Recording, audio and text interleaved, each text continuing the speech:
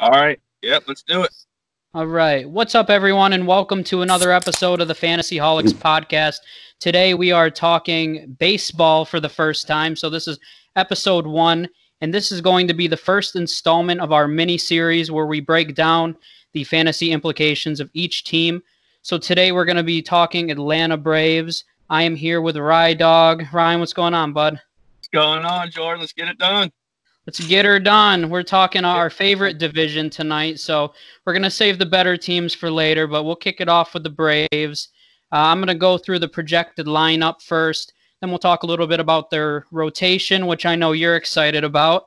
We'll get into that, though, and then we will finish off with a few prospects that may make their debut this year. So going through their projected lineup this season, they're projected to have Acuna start off.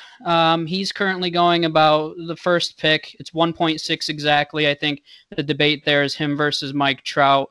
Batting second, we have Albies. He's going around pick 40.9 right now at second base. Third is Freddie Freeman, 19.7 ADP at first. Then we have Ozuna, who a lot of people have as a sleeper this year, going 104.8. We have Ender Inciarte, more of a defensive star, but he's projected to bat fifth for him right now. Dansby Swanson at short, batting sixth.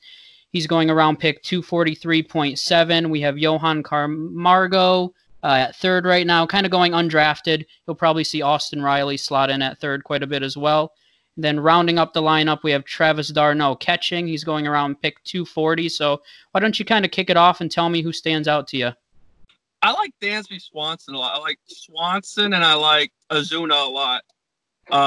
Dansby Swanson, people forget he was a first overall pick and still has a 15th draft. So it's like he doesn't really get the credit he deserves, but his bat doesn't really stand out for a fantasy perspective. Yeah, no, and I think the reason that people forget he was the first overall pick is because he hasn't really played like one.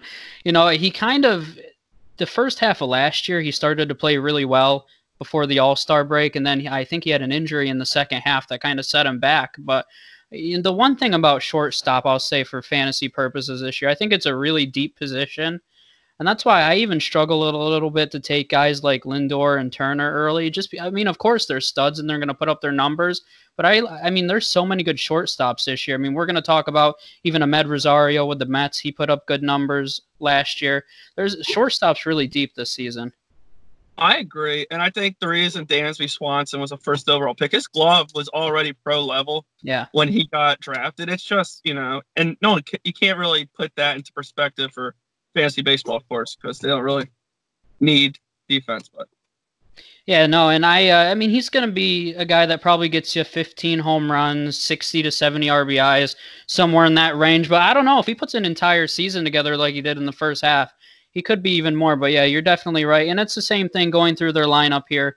Acuna, I mean, I don't know what your perspective is on this. I take him number one if I have the first pick in the draft. I know a lot of people love the consistency of Mike Trout, but for me personally, Acuna a little younger. I mean, and he legitimately has 40 steal potential. I know he's aiming for that 40-40 season, but I mean, I'm rolling with him just because Mike Trout at this point, he has a little more power maybe, but he's only stealing 10, 15 bases at this point. Oh, yeah, I agree. I mean, Acuna, Trout, you can make the debate all day long. For me, I'm going Acuna, and it pains me because I'm a Nats fan, but he's the guy he wants to shoot for 50-50. That's what he says, but realistically, 40-40 is legit. And Trout doesn't steal that many bases as much anymore, so you got to go Acuna, Trout, and after that, it's debatable. Yeah, it's up in the air for sure. Going down second, we have Albies. Second base is one of those positions this year for me where, I mean, it's not very deep. You get kind of past the first few guys. I have a few sleepers that I like to kind of throw a dart at, but I don't really have a problem spending a higher pick if you're taking Albies. He's going around the 4th, 5th round right now. I really don't have a problem with that because if he's your second baseman, your team already has a pretty big advantage just because your second baseman's probably better than whoever you're going up against. Oh, absolutely.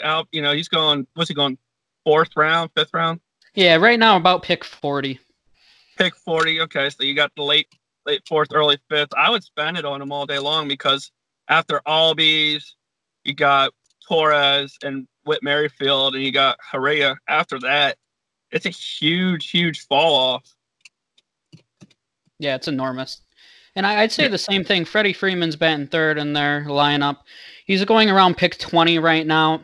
I mean, it seems a little high to me. I think the thing when you're taking Freddie Freeman is you get consistency. You know you're going to get numbers out of him. But I'd say first base overall, you have the two best. I think Bellinger has first base eligibility as well. But after Bellinger, Freeman, and Alonso, I don't know. There's a lot of dart throws at first base. So it's kind of the same premise. If you take Freddie Freeman early, is pick 20 a little early? Possibly. But, I mean, if you wait past those top three, you really don't know what you're getting. I like to wait on first base for myself personally. But you know what you're getting out of Alonso and Freeman. With Freeman, you're getting like 10 less dingers, but you're getting a higher average. And then Alonso, you know you're getting like 40 home runs every year. I mean, he hit 55 last year. 55, 54. And you know you're getting the consistency, and then that's what you expect out of those early round guys. But I like Freeman a lot because of his high average. You know you're getting a hit like every other game. Yeah, for sure. Then kind of the bottom of their lineup, not much to talk about. We talked about Swanson a little bit. Inciarte, he's more of a defensive-minded outfielder. He has 3 Gold Gloves right now. Not much to talk about for fantasy purposes. Austin Riley, you know, he's going to get his playing time. You know, I'm interested to see. Right now they have Camargo as the third baseman on their first third baseman on their depth chart, but you know, Austin Riley has shown flashes of having that offensive prowess. You know, long term, I see him maybe as like a Adam Dunn kind of guy. You know, a ton of dingers, a low average, but you know, his K rate was I think I was looking today, was 36%, I believe, which is just that's brutal. It is, especially for a third baseman. But he was originally a shortstop, actually. Camargo got drafted as a shortstop, so that's going to be an interesting move. I didn't know his strikeout rating was that high, though. You expect that for like first basemen or like heavy hitter outfielders. It's huge. I don't expect much from him. I expect a lot from Ozuna, though. Yeah, I'm huge on Ozuna this year. If he can stay healthy, I could see him putting up 30 home runs this year. Yeah, no, and he has a track record of doing that. 30 home runs wouldn't even be surprising, really. He's done it in the past. He's going around, let's see, it's pick 104 right now. That's really late for a guy that can get you 30 home runs, 100 RBIs, and that's really not out of the realm of I think that's reasonable, especially in this lineup. He's got Acuna, Albies, and Freeman ahead of him. I mean, he's going to have a chance to drive in a lot of runs. Oh, for sure. And people forget, I think he was in the NL MVP running with his time in the Marlins. Yeah. I want to say 2015. Don't quote me on that, though. Yeah, I believe so. He had like 37 home runs, 120-something RBI, something big that season. Oh, yeah, and then injuries caught up to him, and now he's in a similar lineup. He could do a lot of damage, especially around hobbies. Yeah, no, and it's crazy to me because people talk about the injuries from last year, but he still hit 30 home runs, and I believe he had 89 RBIs. So he still had a good season, and you know the fact that people are undervaluing him so much is it's kind of bizarre to me. Oh, I agree. If he's fallen to me, and if I need a fourth outfielder, I'm taking Ozuna all day long. Yeah, all day, every day. Yep. Twice on game day. Absolutely. So I think that's everything for the lineup. We'll move over to the rotation. They're 1 through 5 listed right now. We have Soroka, Fried, Fulte, Newcomb. Felix Hernandez is actually listed as their 5 right now.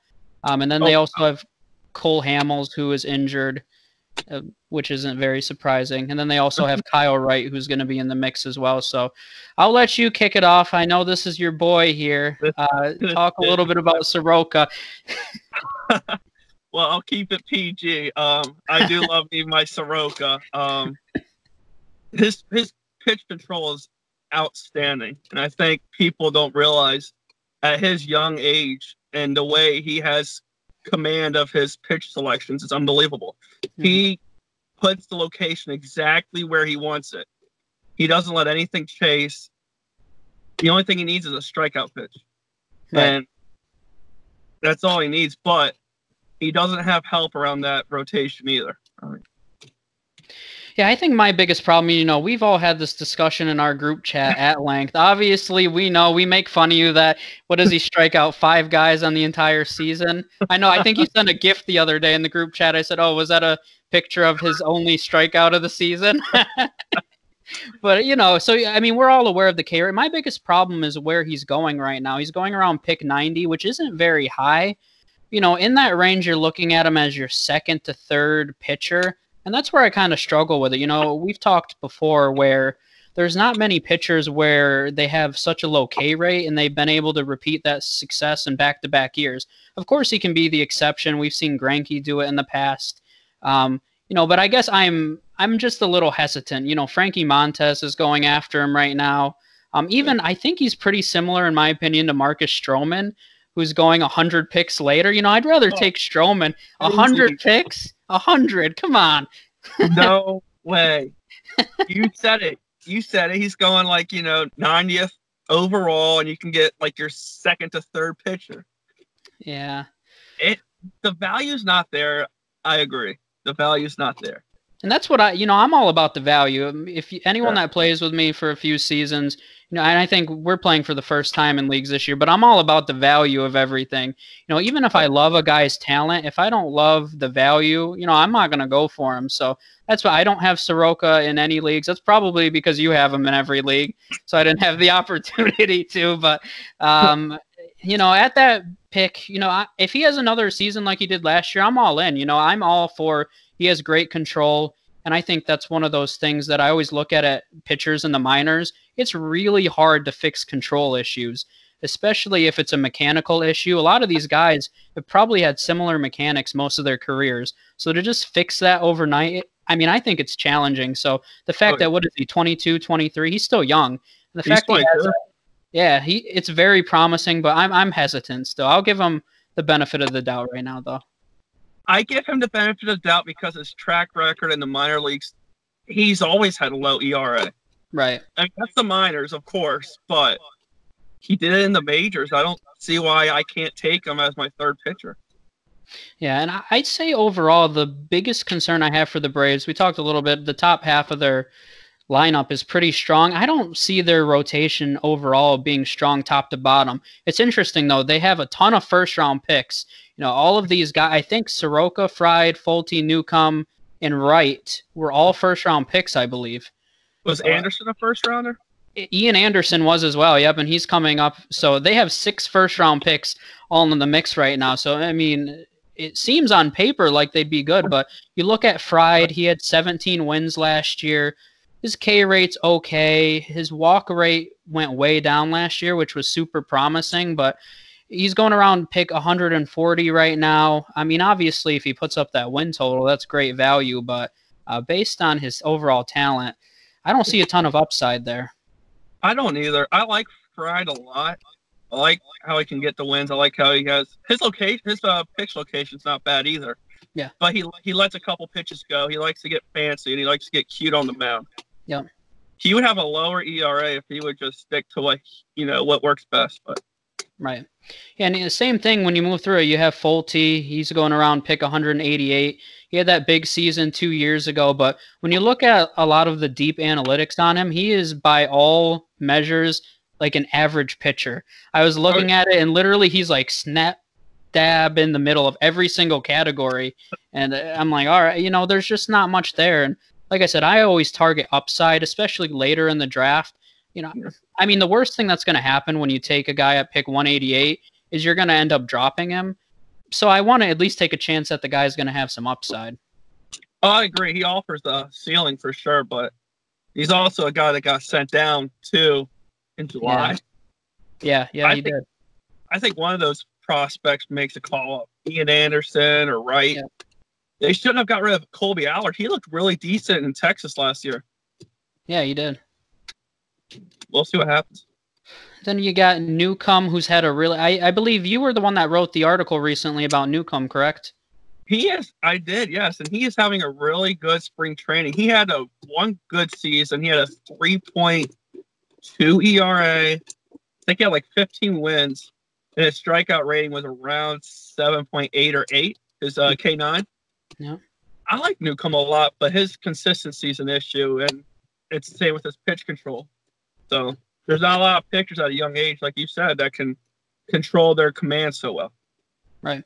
And he's going pick 244 right now. So, I mean, at that point in the draft, I mean, if you even get that far in the draft, if your league even goes that deep, I wouldn't mind taking a chance. Once again, I mean, they're a pretty good team overall. He might sneak some wins in there. Moving to their bullpen quickly, Mark Melancon right now is listed as their closer. But interestingly enough, and I think people kind of realize Melancon has struggled recently, Will Smith is there now, and he is going 10 picks before Melancon at 178. I would expect that Smith at some point would take over full time. He's been more dominant in his career, I'd say recently, than Melancon. Agreed, and I think Will Smith is going to overtake that closer job as early as the season starts. Melancon struggles. Hopefully soon. To close out games. All right, so that kind of rounds out everything in their rotation. Let's move over to the last segment here. And we've mentioned a few of these guys already, a few of their impact prospects. Starting off, we have Ian Anderson. The only thing that I'm concerned with, Ian Anderson, obviously, first-round pick. He's shown a lot of talent. He has a very, very high K rate. He's shown the ability to make guys swing and miss. He's really struggled with walks, though. So I think that's the reason why he's going to start off in AAA this year. Otherwise, he might be in the bigs right away, but he really struggled with walks last year, and I think he's got to work that up before he gets called up, and I'm going to keep an eye out because he's one of those guys where he has a ton of potential, but I could also see him falling off if he continues to struggle with that control. Agreed. Ian Anderson is probably their highest ceiling pitcher. Nexus real quick. Yeah. Oh, Nexus. Okay, of course. But he's the best pitcher they have in their farm system. He's got the most potential. I would love to see him called up a month or two into the season, as long as he can continue breaking in the minor leagues. Yeah, and I especially see with them having so many question marks at the back end of their rotation, with Felix Hernandez potentially, Cole Hamels. Kyle Wright's going to probably have an opportunity, but he's going to be right there because none of those guys are going to lock that spot down for the whole season. And it's a shame because I'm a huge Felix fan. Yeah, it's sad. It is. I mean, you talk about a guy that had a perfect game, 8 years ago? Yeah, seems like it was just yesterday. Man.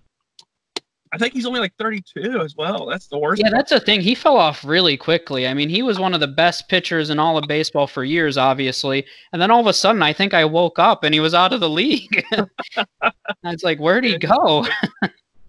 Now I think he's on a minor league deal. I don't even think he's guaranteed to make the roster. Like I said, they have him listed as their fifth pitcher right now, but I mean, he's not even guaranteed to make that roster, and it's crazy. It is. It's crazy. I mean, like we said, he's 32, 33. We woke up one day and he just fell off. He's gone. Then the other two prospects I have listed here, probably going to round out a really intriguing outfield. Probably not this year unless there's injuries, but they have Drew Waters and Christian Pache. With Acuna, I mean, that could be a really interesting outfield in the future. I think Pache is one of those guys for me. I think he's going to be a better real-life player than a fantasy asset because he has a very strong glove. He's going to steal maybe 10 to 15 bases, get you 10 to 15 home runs, 60 RBI, somewhere in that range at his peak. But overall, I think he's more of just a really great outfielder and that offers a ton of defensive upside. I like Pache a lot. Him and Waters are really good prospects. Like you said, they're better real-life baseball players than fantasy. So, but we'll see. I think I was expecting them to make their debut this season, but I think once they signed Ozuna, obviously that signaled that they weren't ready for those guys to come up yet. Or at least one of them. I'm not too sold on Ender, at least. Ozuna, Acuna, they have their spots locked in. But Ender, he's always injured. It seems like he always misses a good month or two of the season. So and really, if they took him out of the equation, they're not really taking out a huge piece of their puzzle anyway. No, not really. I mean, a defense aspect, maybe a little, but... Any other notes on the Braves, though? I think that's everything I have. Any other notes you want to make on the Braves? Kiss Soroka goodnight. Tuck him in. Tell him a bedtime story. Well, I want to talk about Austin Riley a little bit. I don't think we covered the third base one enough. I'm not too sold on Austin Riley, so to all our viewers out there, stay away. He was a flash in the pan, and that's all we'll say on Austin Riley. Yeah, I mean, he's going 247 right now, which is late. I mean, I just don't see much. I mean, gosh, he had that nice little run, and then he just fell off the. I think pitchers figured him out pretty quickly, and as soon as they do that, I mean, his K rate was probably like 99% after that. So, I mean, yeah, I don't see much coming from him. Yeah, he's just a glorified Chris Davis. So. Oh, boy. Anything else from you? I think that's it. I think we got it. All right, so we're going to wrap this thing up then. I want to thank everybody for listening. Make sure you subscribe to our YouTube channel, Fantasy Holics. We also have our Facebook page, Fantasy Holics. And then we are on Twitter now, and we are at Fantasy Holics 1. So thanks for tuning in. And episode 2 will be about the Phillies, so make sure you tune in for that.